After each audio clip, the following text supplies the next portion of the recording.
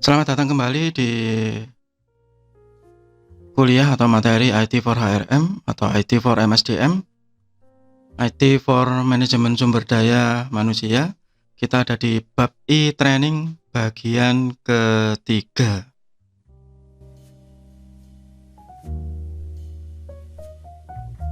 Bagi yang belum melihat bagian sebelumnya, silakan dilihat di video sebelumnya. Ada 2 bagian sebelumnya. Bisa lihat lagi di playlist. Di bagian terakhir dari bagian kedua, itu saya menjelaskan tentang mulai dari definisi e-learning sampai dengan e-learning untuk sumber daya manusia atau training. Bahwa prinsipnya adalah di adult learning. Sehingga pembelajaran untuk orang dewasa yang berbeda dengan pembelajaran di sekolah dasar, menengah, dan atas.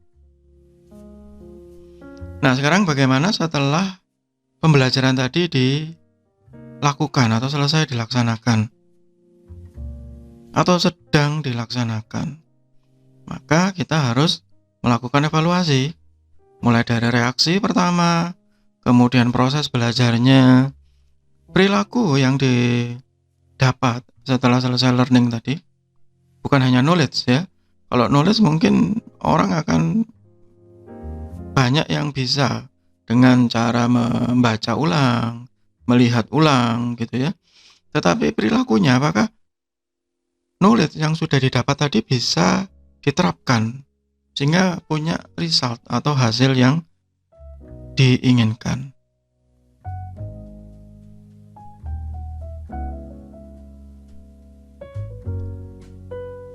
Evaluasi dari training biasanya yang pertama itu berdasarkan opini, pendapat.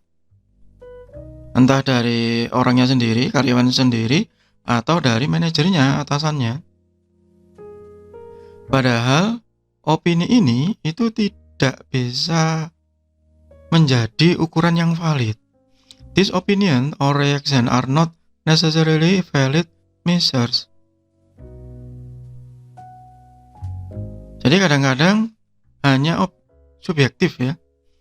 Influence by things like difficulty, karena si karyawan tadi sudah punya impresi atau kesan, waduh ini materinya sulit pak gitu. Saya nggak bisa semudah itu mempelajari ini, harus diulang-ulang. Nah itu bisa jadi dia langsung mengisi angket misalnya, wah sulit sekali ini materinya, begini. Atau mungkin karena instrukturnya, kalau dia training secara offline ya, instrukturnya wah suka guyon segala macam, maka karyawan tadi bilang, wah saya senang loh ikut training ini, bermanfaat. Padahal tidak, dia ingat guyonannya, tidak ingat materinya. Yang benar adalah kita menggunakan performance based measures. Benefit gains are better indicator of training cost effectiveness. Jadi ada pengukuran berbasis kinerja karyawan. Kalau di bagian sebelumnya saya mencontohkan tentang sistem admin atau network admin yang training di-upgrade dari Windows 2002 ke Windows 2018 server. Nah, kita tidak melihat apakah dia merasa senang setelah training, tidak. Tapi kita melihat apakah dia sudah mampu melakukan upgrade. Jadi berbasis kinerja.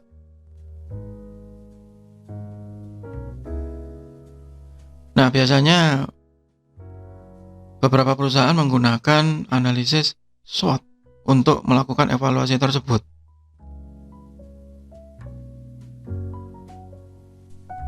Jadi ya pertimbangan umum ya, secara umum perusahaan pasti akan melihat bahwa training ya, di sini konteksnya adalah e-learning, itu seharusnya lebih murah. Kemudian learner driven learning yang saya bahas di bagian kedua ya, adult learning. Jadi memang ada tujuannya. Mereka tahu apa yang harus dipelajari. Dan harusnya lebih mudah. Karena e-learning tadi dengan asumsi bahwa karyawan tadi tidak harus meninggalkan kantor pada saat training.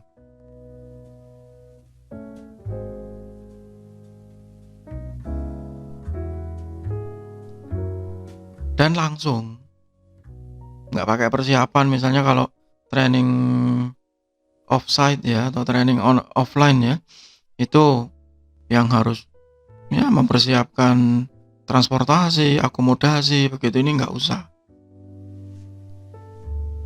E-learning itu juga bagus untuk orang-orang yang pemalu, introvert, dan ya sejenisnya, yang biasanya sulit untuk disuruh bertanya kalau di kelas. Tetapi kelemahannya kalau di e-learning adalah interaksinya sangat terbatas. Ya seperti kita sekarang ini. Saya membuat video, Anda mendengarkan, Anda melihat.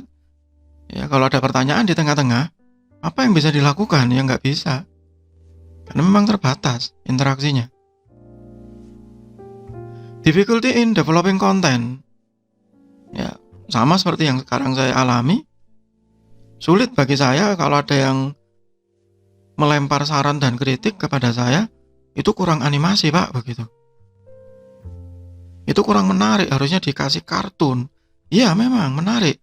Tapi itu akan memperlambat proses pengembangan konten saya.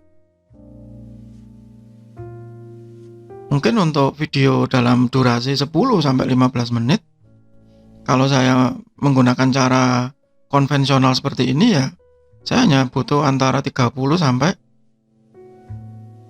1 jam, atau mungkin ya 1,5 jam lah maksimal untuk membuat satu konten. Padahal saya harus membuat sampai 15 kali 3 berarti 45. Tapi kalau saya membuat dengan menggunakan kartun, animasi yang interaktif, ya mungkin satu video dengan durasi yang sama saya butuh waktu sampai 5 mungkin 7 jam. Nah, bayangkan kesulitan yang dihadapi untuk mengembangkan konten seperti itu. Kemudian kesulitan di evaluasi, difficulty in evaluation, karena juga sama-sama tidak tahu pesertanya tadi seperti apa waktu mengikuti training tadi. Ya, video diputar, kemudian ditinggal buat copy. Loh, sudah sampai sini gitu, biarin lah gitu, kita skip saja, nggak penting, padahal ada yang penting di situ. Nah, evaluasinya sangat rentan. Limitation of technology.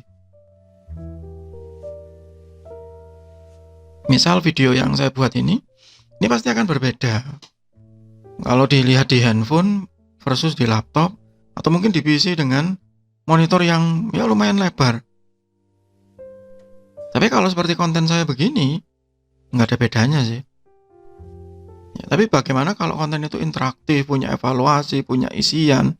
Wah, itu sangat berbeda antar satu perangkat dengan perangkat yang lain. Effective to limited area. Ya, kalau untuk attitude, seperti yang biasa dilakukan teman-teman trainer yang menggunakan model-model outbound, sangat sulit menggunakan e-learning.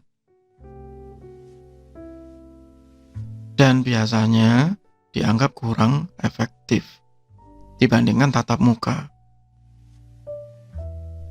Tapi kesempatannya bagi penyedia atau penyelenggara e-learning bisa mendapatkan customer yang lebih banyak. Provision of diverse learning opportunities. Jadi bisa dengan macam-macam model belajar, tidak hanya video, bisa juga dalam bentuk teks yang berjenjang, buku, ya. Jadi jual videonya, jual bukunya, nanti ada lagi podcastnya, begitu. Evaluasinya sendiri, sertifikasinya sendiri. Nah, itu ya kesempatan bagi penyelenggara. Sharing information and resources. Bagi perusahaan juga seharusnya lebih murah tadi, low learning cost. Ya, dan bisa disebar-sebar dengan sangat mudah. Ancamannya ya pasti biaya untuk mengembangkan bagi pihak penyelenggara e-learning, apalagi kalau menggunakan cara-cara yang saya sebut tadi. Menggunakan animasi, interaksi di dalamnya. Itu pasti akan lebih mahal dan lebih lama waktu pembuatannya. Bagi beberapa perusahaan yang membuat sendiri e-learningnya, maka dia butuh server, butuh LMS, Learning Management System, dan butuh isi, konten. Sebenarnya yang paling sulit ini konten, karena menentukan mana yang dibutuhkan tadi, gap analysis tadi. Dan ada diffusion, ya kita harus adaptasi ya, begitu.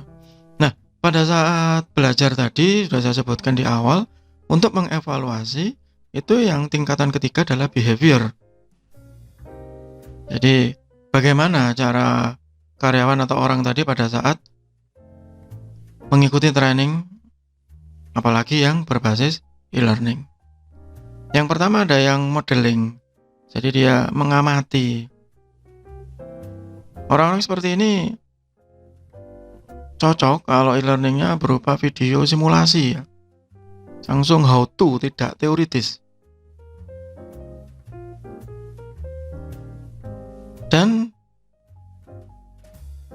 tadi adult learning ya, dan secara umum itu biasanya pakai reinforcement law of effect. Jadi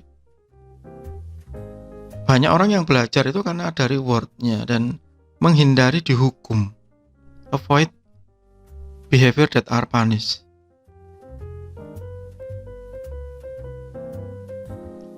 Jadi mereka ikut training hanya karena ya daripada nanti saya kena SP Pak gitu, kena surat peringatan oleh perusahaan, ya saya ikut saja.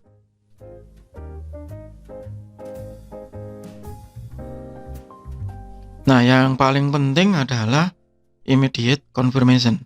Reinforcement and feedback are most effective when given as soon as possible after training. Jadi, saat setelah selesai training, maka hasil training tadi harus langsung diimplementasikan, harus langsung digunakan. Jangan menunggu. Ya, jadi misalnya tadi sistem admin habis training Windows Server 2018. Baik, setelah selesai pulang dari training tadi atau setelah selesai menyelesaikan training, maka ya langsung ayo upgrade. Kita upgrade ke Windows Server yang baru. Begitu. Jadi jangan menunggu dan langsung dilihat ini sukses nggak dia tadi atau sebelumnya melakukan training. Nah, biasanya menggunakan model Kirkpatrick kalau sudah selesai melakukan training entah itu offline atau online e-learning. Ya, pertama adalah level 1 reaksinya. Apa kalau bahasa Jawa biasanya mereka bilang sambat, mengeluh. Waduh Pak, sulit. Atau wah ya, saya sudah paham setelah selesai mengikuti training tadi. Level 2, dia penasaran ya, what was learned. Kemarin saya belajar apa ya? Oh ini, mau saya pakai yuk gitu. Did training change behavior? Mengubah perilakunya. Oh dia sudah bisa bekerja lebih cepat ya sekarang, lebih efisien. Karena dia sudah selesai mengikuti training. Nah yang terakhir tadi, did training benefit employer? Employer itu perusahaan ya atau organisasinya. Apakah selesai training ini bisa menguntungkan pihak perusahaan? Nah, contoh online learning yang secara masif tidak spesifik ya, bisa dicek di Udemy. Di Udemy ini tidak semua trainingnya berkualitas pasti karena dia umum dan tidak semuanya gratis, banyak yang berbayar. Tapi banyak perusahaan yang ikut ya, dengan asumsi bahwa ya harus hati-hati dalam memilih materi. Ya. Contoh yang lain, punya Microsoft Virtual Academy, ini gratis kebanyakan, yang tidak gratis sertifikasinya atau ujiannya. Dan sudah dibagi-bagi nih kalau untuk orang IT ya. Tapi ada juga yang bukan untuk orang IT juga, untuk umum ya. Untuk orang awam misalnya Office, ya, pengenalan IT umum, nah begitu. Atau yang profesional, lynda.com, salah satu e-learning yang ya dibilang cukup tua, sudah sejak lama ya, sejak tahun 90-an ini lynda.com. Sekarang sudah menyatu dengan LinkedIn. Padahal LinkedIn ini juga punyanya Microsoft juga, jadi ya sama saja. Ini premium, jadi memang berbayar dan materinya jauh lebih terkontrol ya daripada Udemy tadi. Dan ini juga umum, tidak hanya tentang IT, jadi macam-macam. Ya, terakhir evaluation e-learning kalau dilihat dari sisi kependidikan, tadi di awal ada tujuannya sudah tercapai atau belum. Kemudian interaktif, tadi sudah saya singgung bahwa level interaktivitas dalam e-learning ini sangat sulit ya. Visual impact ya, kalau terlihat, bagaimana kalau itu berbentuk audio saja, podcast ya, sulit memang mengukurnya. Bahasa, ada banyak yang biasanya mengeluh kalau tidak menggunakan bahasa natifnya. Misalnya bahasa Indonesia ya, bahasa natifnya, kemudian trainingnya menggunakan bahasa Inggris seperti Udemy atau lynda.com atau Microsoft tadi. Biasanya kemudian mengeluh, waduh Pak, saya itu kurang sekali penguasaan bahasa Inggrisnya, jadi sulit untuk mengikuti materi ini. Nah begitu. Technical function ya, kalau implementatif ya ini, kalau tidak ya sulit juga. Waktu, berapa lama waktu yang dibutuhkan untuk menyelesaikan learning tadi? Apakah semakin pendek semakin baik? Tidak. Bisa jadi semakin pendek, waduh 1 jam selesai. Iya, wong di skip ya selesai saja. Sedangkan pihak perusahaan biasanya hanya berdasarkan biaya, low cost. Misalnya tadi lynda.com ya rata-rata sekitar 200 sampai 400 ribu mungkin ya kalau dengan kurs sekarang ya.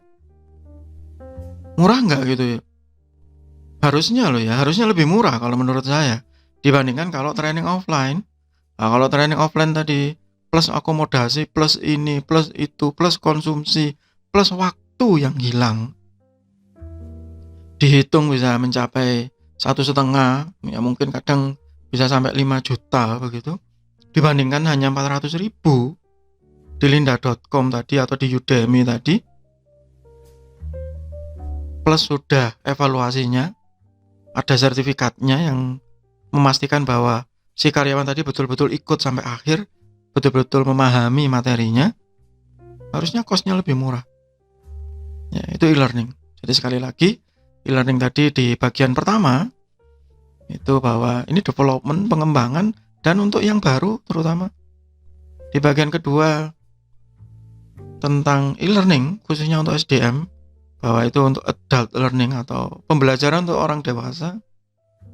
Di bagian terakhir evaluasinya, apa yang harusnya didapat oleh perusahaan setelah karyawannya diikutkan training khususnya yang berbasis e-learning. Kita nanti akan berjumpa lagi di bab selanjutnya. Semoga bermanfaat. Terima kasih. Tetap sehat, tetap semangat.